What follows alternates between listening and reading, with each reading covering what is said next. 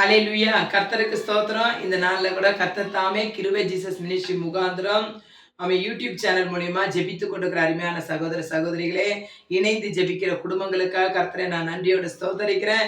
இந்த நாளை தேவன் கொடுத்த ஒரு நல்ல நாள். அதிகாலை 5 மணி ஜெபத்துல இணைந்து ஜெபிக்கிறவங்கள கர்த்தர் 60, 100, 1000 ஆசீர்வதிப்பாராக. ஆமென். விசுவாசிக்கிறவங்க இந்த வீடியோ பார்க்கும்போது ஒரு ஹல்லேலூயா சொல்லுவோமா? ஹல்லேலூயா.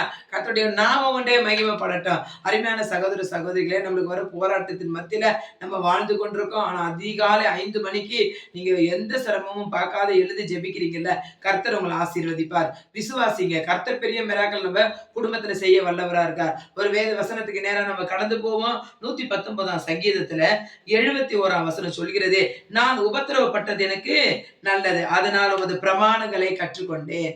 அல்லேலூயா. நம்ம வாழ்க்கையில வருகிற உபத்திரவங்கள், பாடுகள், வேதனைகள், கஷ்டங்கள், நஷ்டங்கள், கண்ணீர்கள், பிரிவினைகள் எல்லாமே ரொம்ப நல்லது.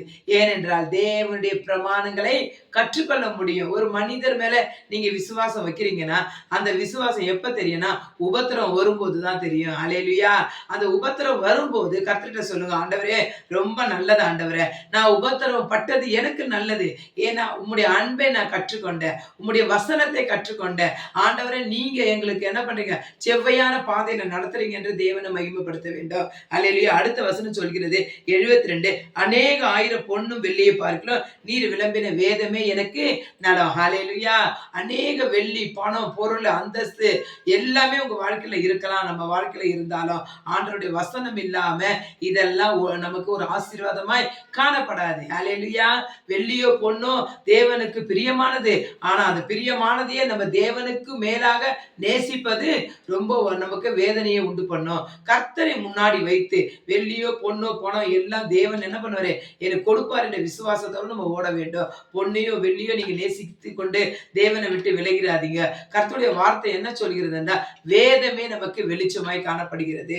அந்த வசனம் என்ன சொல்கிறது, அநேக ஆயிரம் பொன்னையும் வெள்ளியும் பார்க்கிலும் நீர் விளம்பின வேதமே எனக்கு ரொம்ப மனமகிழ்ச்சி நலம்.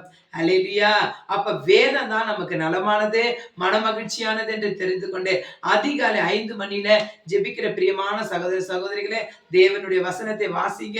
வாசித்துட்டு அந்த நாள் முழுவதும் ஆண்டவருடைய சமூகத்துல காத்திருங்க. ஏனென்றால் தேவனுடைய வார்த்தை சொல்லுகிறது, வேதம் கண்டு எங்க வாழ்க்கையில வராவிட்டால் நான் எங்கேயோ போயிருப்பேன் என்று. ஆமீன். வேதம் தான் நம்மள என்னது செவ்வையான வழியில நடத்தி கொண்டிருக்குது. வேதம் தான் நமக்கு தேவைகளை சந்திக்கிறது. வேதம் தான் நம்ம கண்களுக்கு தீபமாய் காணப்படுகிறது.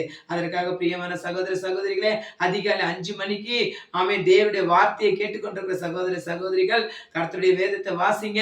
எனக்கு படிக்க தெரியலையே, நான் எப்படி வாசிப்பேன் என்றா இந்த யூடியூப் சேனல் மூலியமா இந்த வேதத்தை ஒவ்வொரு நாள் வருகிற வசனங்களை கர்த்தருடைய நாமத்தினால ஹல்லேலூயா என்று சொல்லிட்டு இந்த பிரேயரை கேளுங்க. கர்த்தர் உங்களை மகிமையோட வழியில நடத்துவார். கர்த்தருடைய மகிமை எப்பொழுதும் நம்ம கூட முடி மரத்துக்களும் எதற்காகவும் கவலைப்படாதீங்க.